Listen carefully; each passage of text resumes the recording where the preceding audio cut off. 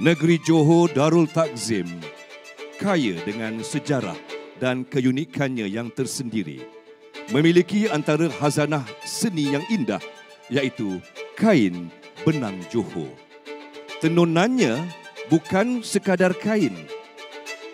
Ianya adalah hasil tangan ataupun karya tangan yang lahir daripada kreativiti dan ketelitian para penenun.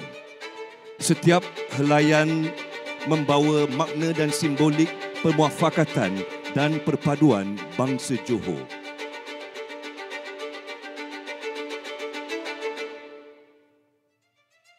Tuan-tuan dan puan-puan sekalian, projek Legasi Johor yang kita sempurnakan hari ini berada di bawah bidang fokus seni, budaya dan warisan Yayasan Jacob. Inisiatif ini bertujuan menghidupkan kembali kain benang Johor sebagai simbol identiti negeri sambil memberi peluang kepada anak muda Johor mempelajari kemahiran tenunan yang bernilai tinggi.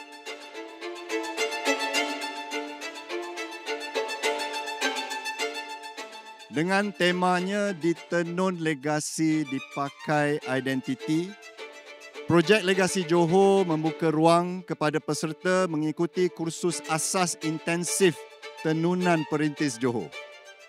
Melalui kursus ini, peserta bukan sahaja didedahkan kepada teknik tenunan tradisional, malah dibimbing menjadi artisan profesional. Pelajar cemerlang juga akan berpeluang melanjutkan pengajian ke Institut Kraf Negara bagi memperolehi sijil kemahiran tahap 3 dalam bidang tenunan dan seterusnya boleh ditawarkan peluang berkhidmat sepenuh masa bersama Yayasan Warisan Johor.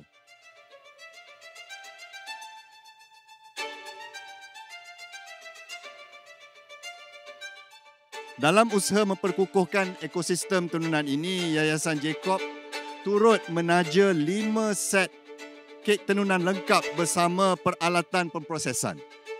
Sokongan ini membuktikan komitmen kami bukan sekadar untuk memelihara warisan, tetapi memajukannya sebagai sumber identiti, kreativiti dan peluang ekonomi yang mampan.